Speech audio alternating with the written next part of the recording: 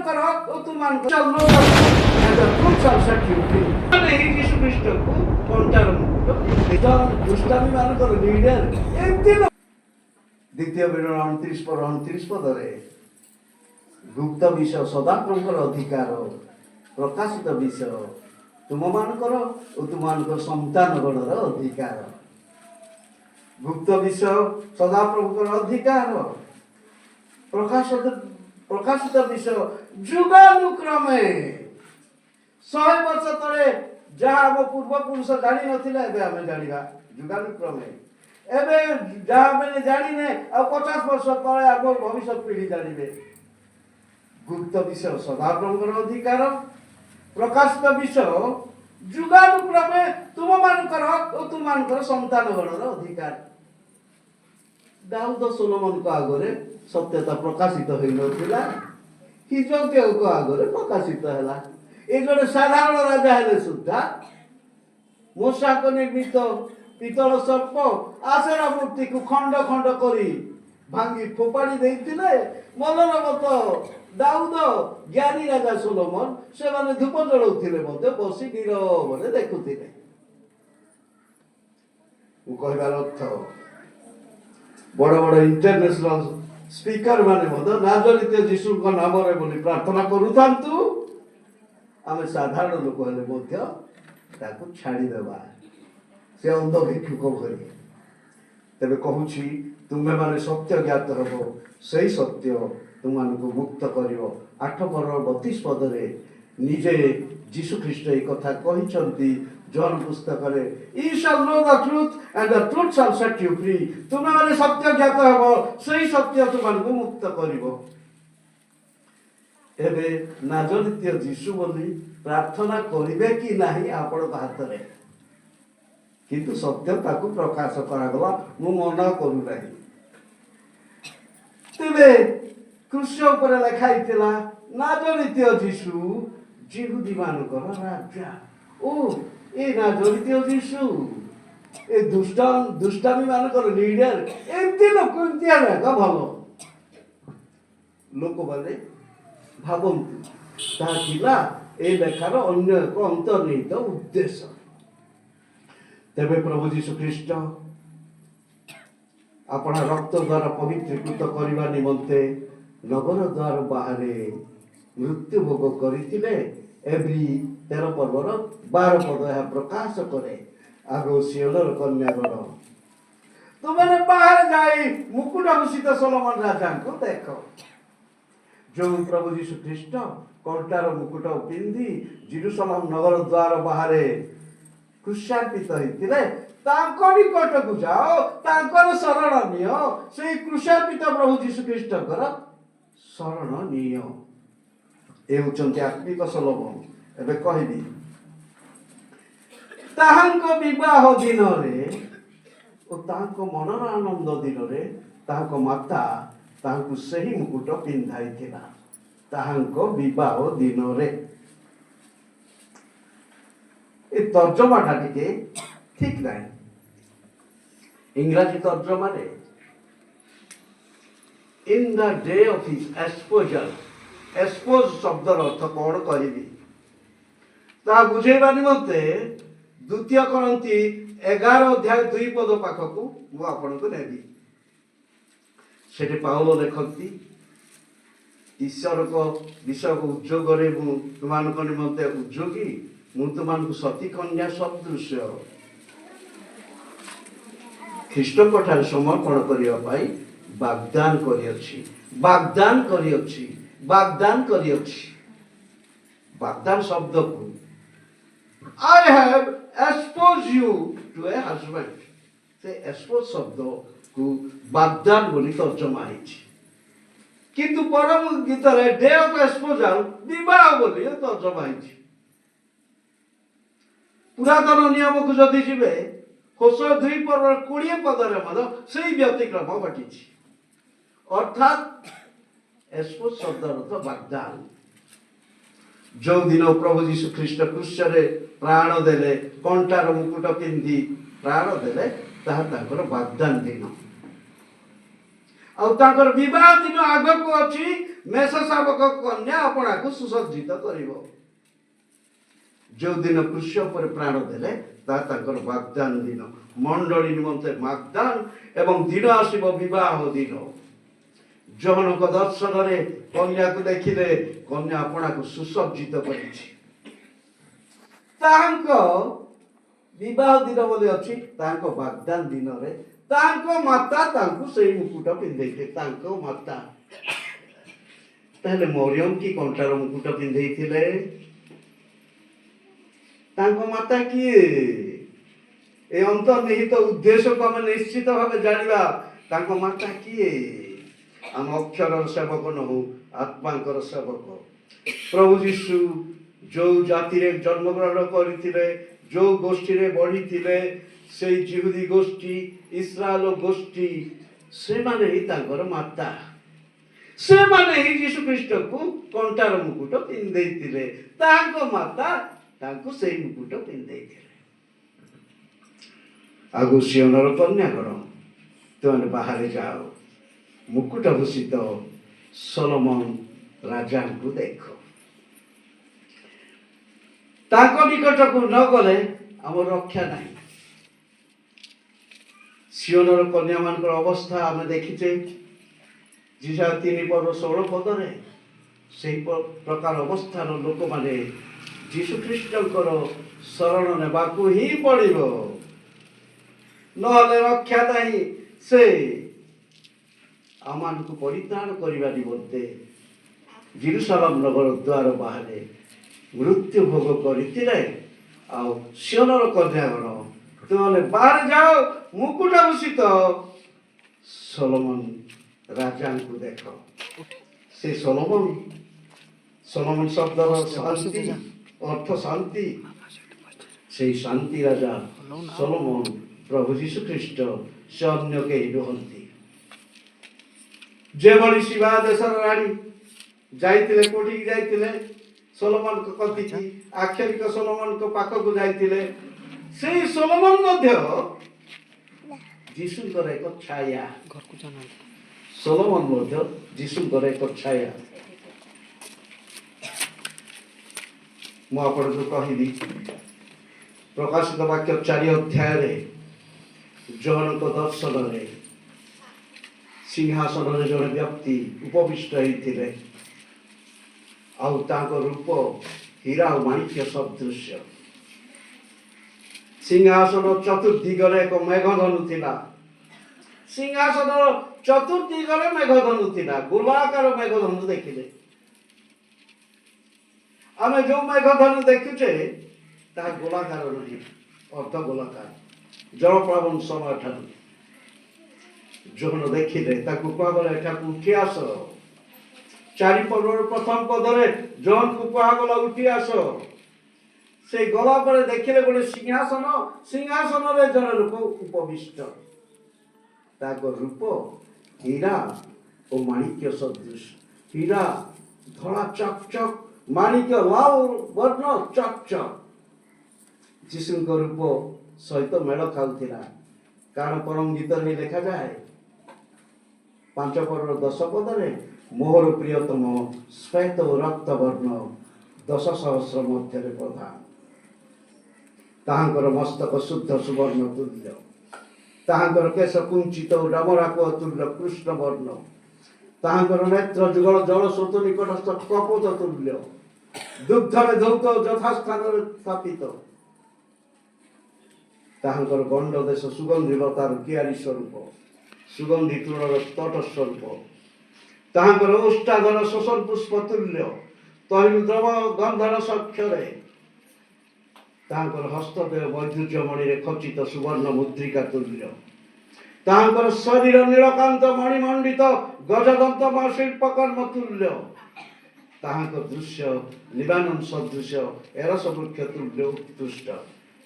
ତାହାଙ୍କର ମୁଖ ଅତ୍ୟନ୍ତ ସୁମିଷ୍ଟ, ହଁ ସେ ସର୍ବତ ଭାବେ ମନୋହର।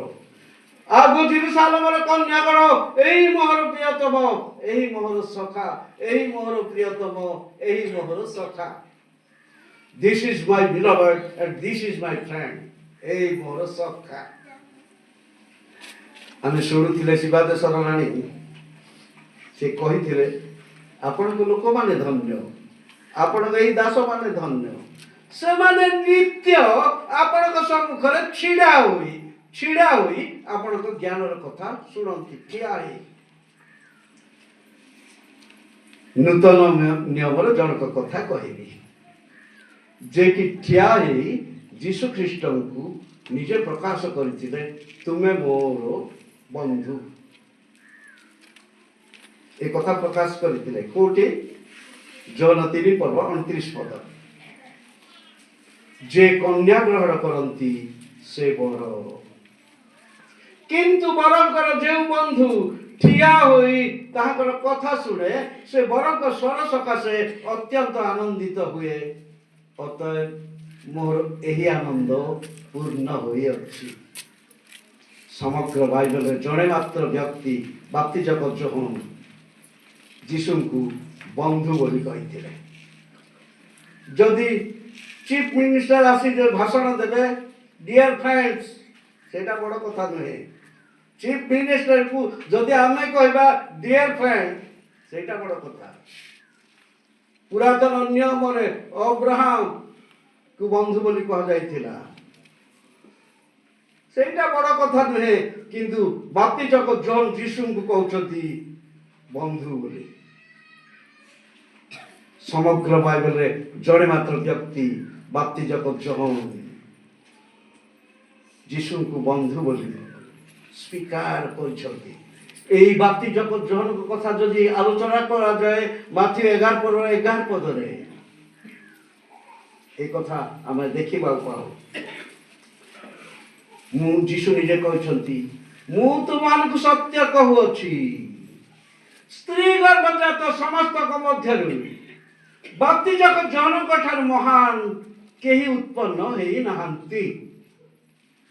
ଯୀଶୁ କହୁଛନ୍ତି ବାପ୍ତିଜକ ଯୋହନଙ୍କ ବିଷୟରେ, ଯୋଉ ବାପ୍ତିଜକ ଯୋହନ ଠିଆ ହେଇ ଯୀଶୁଙ୍କୁ ବନ୍ଧୁ ବୋଲି କହିଥିଲେ, ତାଙ୍କ ବିଷୟରେ ଯୀଶୁ ଖ୍ରୀଷ୍ଟ ନିଜେ କହୁଛନ୍ତି ମାଥ୍ୟୁ 11:11, ମୁଁ ତୁମମାନଙ୍କୁ ସତ୍ୟ କହୁଅଛି, ସ୍ତ୍ରୀ ଗର୍ଭଜାତ ସମସ୍ତଙ୍କ ମଧ୍ୟରେ ବାପ୍ତିଜକ ଯୋହନଙ୍କ ଠାରୁ ମହାନ କେହି ଉତ୍ପନ୍ନ ହେଇନାହାନ୍ତି। ଆଦି ପୁସ୍ତକ 5 ଅଧ୍ୟାୟ ହେଉଛି ଆଦମଙ୍କର ବଂଶାବଳୀ। ଆଦମଙ୍କର ବଂଶାବଳୀ। ଆଦି ପୁସ୍ତକ 5 ଅଧ୍ୟାୟ ଆଦମଙ୍କ ବଂଶାବଳୀ। ପ୍ରଥମ ପଦରେ ହିଁ ଆଦମଙ୍କ ବଂଶାବଳୀର ବୃତ୍ତାନ୍ତ ଏହି। ଆଦି 5 ଅଧ୍ୟାୟରେ 32ଟା ପଦ ଅଛି। 32ଟା ପଦରେ ଠିକ 13 ଜଣଙ୍କର ନାମ ଲେଖା ଅଛି। ଆଦମଙ୍କର ବଂଶାବଳୀ ଆଦି ପୁସ୍ତକ 5 ଅଧ୍ୟାୟରେ 32ଟା ପଦ ଅଛି। 32ଟା ପଦରେ 13 ଜଣଙ୍କର ନାମ ଲେଖା ଅଛି। ଆଦମ, ସେତ, ଇନୋସ, କୈନାନ, ମହଲେଲ, ଜେରଦ, ମଥୁସେଲହ, ଲେମକ, ନୋହ, ସେମ, ହାମ, ଜାଫେତ। 13 ଜଣଙ୍କ ନାମ ଲେଖା ଅଛି। ଆଉ ପ୍ରଥମ ବ୍ୟକ୍ତି ଆଦମ। ଆଦମ ଠାରୁ ଆରମ୍ଭ ହୋଇଛି। ଆଦମ, ସେତ, ଇନୋସ, କୈନାନ, ମହଲେଲ, ଜେରଦ, ହନକ, ମଥୁସେଲହ, ଲେମକ, ନୋହ, ସେମ, ହାମ, ଜାଫେତ। 13 ଜଣଙ୍କ ନାମ ଲେଖା ଅଛି। ଆଦମକୁ ଛାଡ଼ି ଦିଅନ୍ତୁ, କାରଣ ସେ ସ୍ତ୍ରୀ ଗର୍ଭଜାତ ନୁହନ୍ତି। ଆଉ 12 ଜଣଙ୍କୁ ଠିଆ କରନ୍ତୁ, ବାପ୍ତିଜକ ଯୋହନଙ୍କୁ ଠିଆ କରନ୍ତୁ। ଆଉ ଯୀଶୁଙ୍କର କଥାକୁ ସମୀକ୍ଷା କରନ୍ତୁ। ଯୀଶୁ କହୁଛନ୍ତି, ମୁଁ ତୁମମାନଙ୍କୁ ସତ୍ୟ କହୁଅଛି, ସ୍ତ୍ରୀ ଗର୍ଭଜାତ ସମସ୍ତଙ୍କ ମଧ୍ୟରେ ବାପ୍ତିଜକ ଯୋହନଙ୍କ ଠାରୁ ମହାନ କେହି ଉତ୍ପନ୍ନ ହେଇନାହାନ୍ତି। ଏ 12 ଜଣ ମଧ୍ୟ ରିଜେକ୍ଟ ହେଇଯାଇପାରିବେ ଯୀଶୁଙ୍କ କଥା ପ୍ରକାରେ। ଅବ୍ରାହମ, ଇସାକ, ଯାକୋବଙ୍କୁ ଆଣି ଯଦି ଠିଆ କରିବେ, ଯୀଶୁଙ୍କ କଥାକୁ ଯଦି ସମୀକ୍ଷା କରିବେ, ଯୀଶୁ କହୁଛନ୍ତି, ମୁଁ ତୁମକୁ ସତ୍ୟ କହୁଅଛି, ସ୍ତ୍ରୀ ଗର୍ଭଜାତ ସମସ୍ତଙ୍କ ମଧ୍ୟରେ ବାପ୍ତିଜକ ଯୋହନଙ୍କ ଠାରୁ ମହାନ କେହି ଉତ୍ପନ୍ନ ହେଇନାହାନ୍ତି। ଏମାନେ ମଧ୍ୟ ଫେଲ୍ ହେଇଯିବେ। ସଦାପ୍ରଭୁଙ୍କର ମନର ମତ ବ୍ୟକ୍ତି ଦାଉଦ ଜ୍ଞାନୀ ରାଜା ସୋଲୋମନକୁ ଆଣି ଠିଆ କରିବେ, ବାପ୍ତିଜକ ଯୋହନଙ୍କୁ ଠିଆ କରିବେ, ଯୀଶୁଙ୍କ କଥାକୁ ସମୀକ୍ଷା କରିବେ। ଯୀଶୁ କହୁଛନ୍ତି, ମୁଁ ତୁମକୁ ସତ୍ୟ କହୁଅଛି, ସ୍ତ୍ରୀ ଗର୍ଭଜାତ ସମସ୍ତଙ୍କ ମଧ୍ୟରୁ ବାପ୍ତିଜକ ଜହନଙ୍କ ଠାରୁ ମହାନ କେହି ଉତ୍ପନ୍ନ ହେଇନାହାନ୍ତି। ଏତେ ବଡ଼ ବାପ୍ତିଜକ ଜହନ, କିନ୍ତୁ ଗୋଟେ କଥା ପବିତ୍ର ଆତ୍ମା ଲେଖିଛନ୍ତି ବୋଲି ଏମାନଙ୍କର ରକ୍ଷା। କିନ୍ତୁ ଯେ ସ୍ୱର୍ଗ ରାଜ୍ୟରେ କ୍ଷୁଦ୍ରତମ ସେ ତାଙ୍କ ଠାରୁ ମହାନ। ଏ କଥା ଲେଖିନଥିଲେ ଏମାନଙ୍କ ଅନ୍ଧକାର ହେଇଥାନ୍ତା। ତେବେ ସେ କଥା ଆଲୋଚନା କରିବା ପାଇଁ ମୋ ହାତରେ ସମୟ ନାହିଁ। ଏବେ ଏଇ ବାପ୍ତିଜକ ଜହନ ଠିଆ ହେଇ କହୁଛନ୍ତି ଜନ 3 ପର୍ବ 29 ପଦରେ, ଯେ କନ୍ୟା ଗ୍ରହଣ କରନ୍ତି ସେ ବର, କିନ୍ତୁ ବରଙ୍କର ଯେଉଁ ବନ୍ଧୁ ଠିଆ ହୋଇ ତାଙ୍କର କଥା ଶୁଣେ ସେ ବରଙ୍କ ସ୍ୱର ସକାଶେ ଅତ୍ୟନ୍ତ ଆନନ୍ଦିତ ହୁଏ। ଅତଏବ ମୋର ଏହି ଆନନ୍ଦ ପୂର୍ଣ୍ଣ ହୋଇଅଛି। ଏ କଥାଟି ଏତେ ବୁଲେଇ ବଙ୍କେଇ ଲେଖା ହେଇଛି। ଅତଏବ ମୋର ସେହି ଆନନ୍ଦ ପୂର୍ଣ୍ଣ ହୋଇଅଛି ଏହି ବାକ୍ୟ ଦ୍ୱାରା ହିଁ ପ୍ରମାଣିତ ହେଉଛି।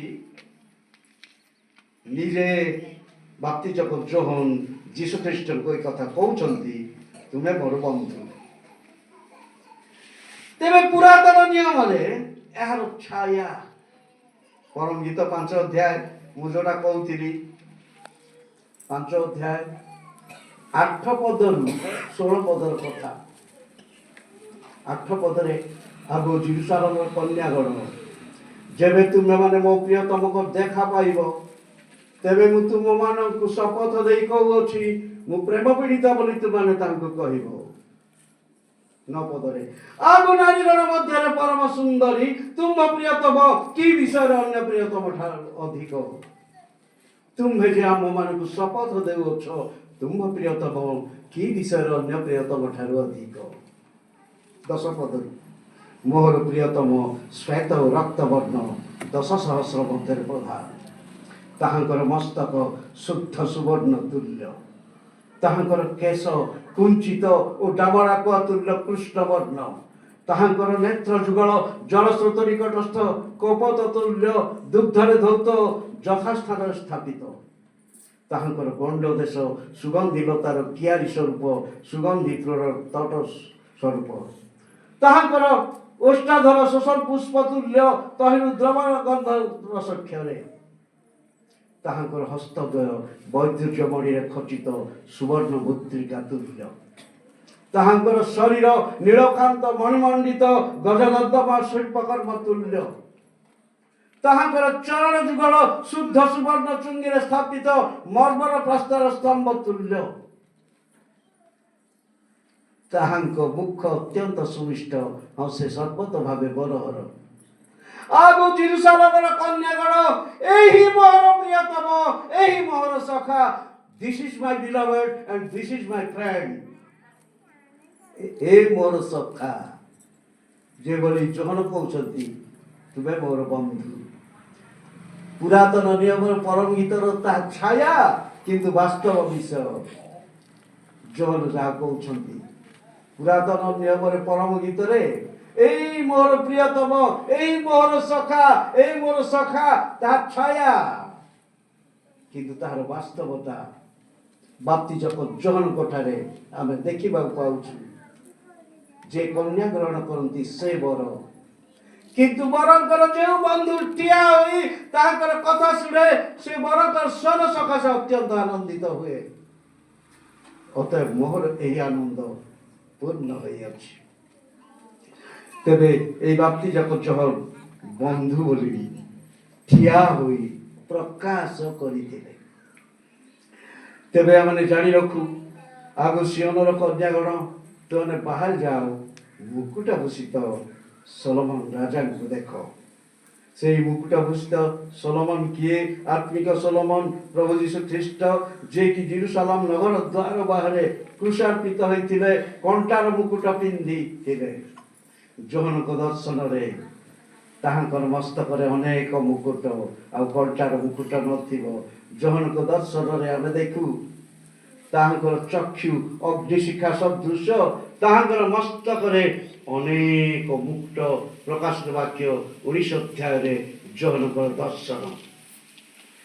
ସେ ପ୍ରଥମ ଆଗମନରେ ଆସିଥିଲେ ନମ୍ର ଭାବରେ, ଆଉ ତାଙ୍କର ଦ୍ୱିତୀୟ ଆଗମନରେ ସେ ରାଜାମାନଙ୍କ ରାଜା ପ୍ରଭୁମାନଙ୍କ ପ୍ରଭୁ ଭାବେ ବିଚାରକର୍ତ୍ତା ଭାବେ ଆସିବେ। ଆଉ ଜାଣି ରଖୁ, ଆଜିର ତ୍ରାଣକର୍ତ୍ତା ଆଗାମୀ ଦିନର ବିଚାରକର୍ତ୍ତା, ଆଜିର ତ୍ରାଣକର୍ତ୍ତା ଆଗାମୀ ଦିନର ବିଚାରକର୍ତ୍ତା। ସେ ବଢେଇଶାଳାର ଯୀଶୁ କି ଗାଲିଲି ସମୁଦ୍ର କୂଳରେ ଭ୍ରମଣକାରୀ ଯୀଶୁ ନୁହନ୍ତି। ସେ ଶକ୍ତ ସୁବର୍ଣ୍ଣ ପ୍ରଦୀପ ମଧ୍ୟରେ ଗମନାଗମନକାରୀ ମୃତ୍ୟୁଞ୍ଜୟୀ ପ୍ରଭୁ ଅଟନ୍ତି। ତାଙ୍କର ପୁନରୁତ୍ଥାନ ପରେ ସେ ବିଚାରକର୍ତ୍ତା ଭାବେ ଆସିବେ। ଆଜିର ତ୍ରାଣକର୍ତ୍ତା ହେବେ ଆଗାମୀ ଦିନର ବିଚାରକର୍ତ୍ତା। ସେହି ପ୍ରଭୁ ଯୀଶୁ କଣ୍ଟାର ମୁକୁଟ ପିନ୍ଧି ଜେରୁସାଲେମ ନଗର ଦ୍ୱାରରେ ବାହାରେ କ୍ରୁଶାର୍ପିତ ହୋଇଥିଲେ। ତାଙ୍କର ଶରଣ ନ ଦେଲେ ଆମମାନଙ୍କର ଆଉ ରକ୍ଷା ନାହିଁ। ମୁଁ କହୁଥିଲି ସେଇ ସୋଲୋମନଙ୍କ କଥା, ଆଉ ଅନ୍ୟ ଆଡ଼େ ଚାଲିଗଲି, ଟିକେ କହିବି, 5 ମିନିଟରେ ସରେଇବି। ସୋଲୋମନଙ୍କର ଜନକ ଦର୍ଶନରେ ସେ ଦେଖିଲେ ଗୋଟେ ସ୍ୱଚ୍ଛ ସମୁଦ୍ର। 4 ଅଧ୍ୟାୟର କଥା। ସ୍ୱଚ୍ଛ ସମୁଦ୍ର ଦେଖିଲେ, ସିଂହାସନରେ ଜଣେ ଉପବିଷ୍ଟ ହୋଇଥିଲେ, ସିଂହାସନ ସମ୍ମୁଖରେ ଗୋଟେ ସ୍ୱଚ୍ଛ ସମୁଦ୍ର, ଇଂରାଜୀରେ ସି ଅଫ୍ ଗ୍ଲାସ୍, କାଚମୟ ସମୁଦ୍ରକୁ ସେ ଦେଖିଥିଲେ। ସୋଲୋମନଙ୍କ ମନ୍ଦିର ସମ୍ମୁଖରେ ଗୋଟିଏ ପାତ୍ର ଥିଲା, ତାକୁ ସମୁଦ୍ର ରୂପ ପାତ୍ର ବୋଲି ଲେଖାଯାଏ। ଇଂରାଜୀରେ ମୋଲ୍ଟେନ୍ ସି, ସମୁଦ୍ର ରୂପ ପାତ୍ର। ପ୍ରଥମ ରାଜାବଳୀ 7 ଅଧ୍ୟାୟ 23-25 ପଦରେ ସମୁଦ୍ର ରୂପ ପାତ୍ର, ସମୁଦ୍ର ରୂପ ପାତ୍ର 3 ଥର ଉଲ୍ଲେଖ କରାଯାଇଛି। ମୋଲ୍ଟେନ୍ ସି, ସମୁଦ୍ର ରୂପ ପାତ୍ର। ସେହି ସମୁଦ୍ର ରୂପ ପାତ୍ର ପ୍ରକାଶ ବାକ୍ୟର ସ୍ୱଚ୍ଛ ସମୁଦ୍ରର ନିଦର୍ଶନ। ସୋଲୋମନଙ୍କର ସମୁଦ୍ର ରୂପ ପାତ୍ର ଛାୟା, କିନ୍ତୁ ଜନକ ଦର୍ଶନରେ ଯେଉଁ କାଚମୟ ସମୁଦ୍ର, ସ୍ୱଚ୍ଛ ସମୁଦ୍ର ଦେଖିଥିଲେ, ତାହା ବାସ୍ତବ। ମୁଁ ଆପଣଙ୍କୁ ଆଉ ସୋଲୋମନଙ୍କ ସିଂହାସନ କଥା ଟିକେ କହିବି। ପ୍ରଥମ ରାଜାବଳୀ 10 ଅଧ୍ୟାୟକୁ ପୁନର୍ବାର ଯାଉ, ଯେଉଁଠାରେ ଶିବା ଦେଶର ରାଣୀ ଉପସ୍ଥିତ ହୋଇଥିଲେ। ପ୍ରଥମ ରାଜାବଳୀ 10 ଅଧ୍ୟାୟ 18 ପଦରେ ସୋଲୋମନଙ୍କର ସିଂହାସନ। ସେଠି ଆମେ ଦେଖିବାକୁ ପାଉ ଗୋଟିଏ ବୃହତ୍ ସିଂହାସନ। ଅଣ୍ଡରଲାଇନ୍ କରନ୍ତୁ 18 ପଦରେ, ଗୋଟିଏ ବୃହତ୍ ସିଂହାସନ। କାର ସିଂହାସନ? ସୋଲୋମନଙ୍କର ସିଂହାସନ, ଗୋଟିଏ ବୃହତ୍ ସିଂହାସନ।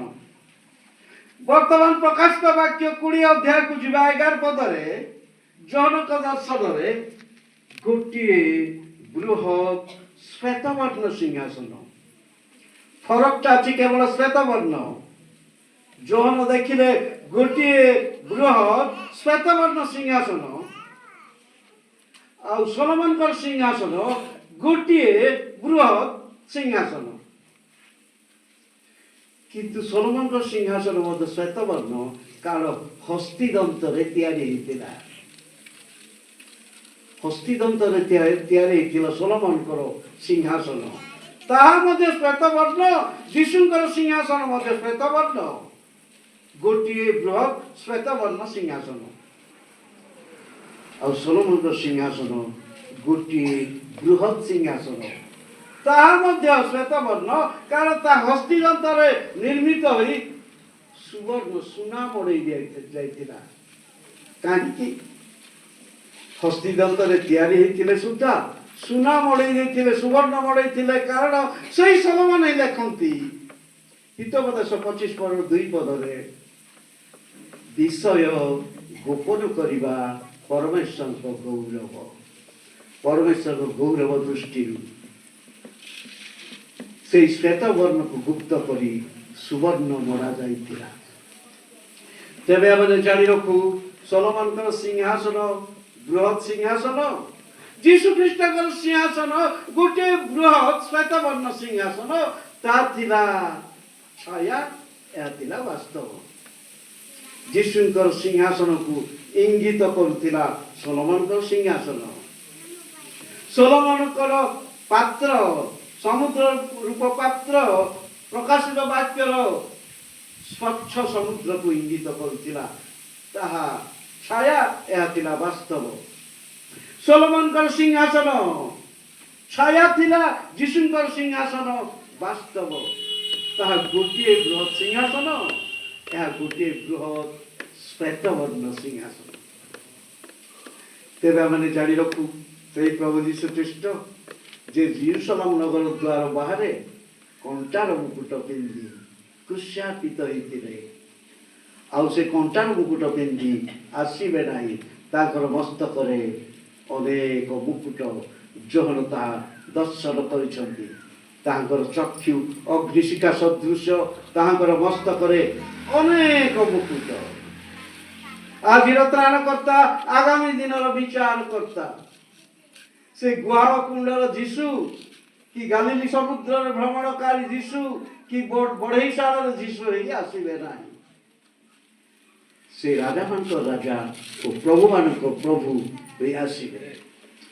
ପ୍ରିୟମାନେ, ଆଜି ସୁଦ୍ଧା ଆମମାନଙ୍କୁ ଚେତାବନୀ ରହିଛି, ତୁମାନେ ବାହାରେ ଯାଇ ମୁକୁଟ ଭୂଷିତ ସଲୋମନ ରାଜାଙ୍କୁ ଦେଖ, ତାଙ୍କର ଶରଣ ନିଅ। ତାଙ୍କର ଶରଣ ଯଦି ଆମେ ନେବା ନାହିଁ, ଆମର ରକ୍ଷା ନାହିଁ। ଯେତେବେଳେ ସେ ଆସିବେ ଆମେ ଆଉ ରକ୍ଷା ପାଇପାରିବା ନାହିଁ। ପ୍ରଭୁ ଆମମାନଙ୍କୁ ଅନୁଗ୍ରହ କରନ୍ତୁ। ଆଜି ସୁଦ୍ଧା ପବିତ୍ର ଆତ୍ମ ପ୍ରକାଶ କରନ୍ତି। ଆଗୁ ସିଓନର କନ୍ୟାଗଣ, ତୁମେ ବାହାରେ ଯାଇ ମୁକୁଟ ଭୂଷିତ ସଲୋମନ ରାଜାଙ୍କୁ ଦେଖ। ଆକ୍ଷରିକ ସଲୋମନ କଥା ଛାଡ଼ନ୍ତୁ, ଏବେ ଆତ୍ମିକ ସଲୋମନ ଯିଏକି ଆମମାନଙ୍କର ଶାନ୍ତି, ସେ ତ ଆମମାନଙ୍କର ଶାନ୍ତି। ପାଉଲ ଏ କଥା ପ୍ରକାଶ କରନ୍ତି 2 ପର୍ବର 14 ପଦରେ। କୋଉ ପୁସ୍ତକ ବୋଲି କହିଛି? ଏଫିସି ପୁସ୍ତକ ବୋଲି। ତାଙ୍କ ଶରଣ ନେଇ ଆମେ ଜୀବନକୁ ସାର୍ଥକ କରୁ। ପ୍ରଭୁ ଯୀଶୁ ଖ୍ରୀଷ୍ଟଙ୍କର ଅନୁଗ୍ରହ ଆମ ସମସ୍ତଙ୍କର ସହବର୍ତ୍ତୀ ହେଉ। ମୋ ସହିତ ସମସ୍ତେ କୁହନ୍ତୁ ଆମେନ୍।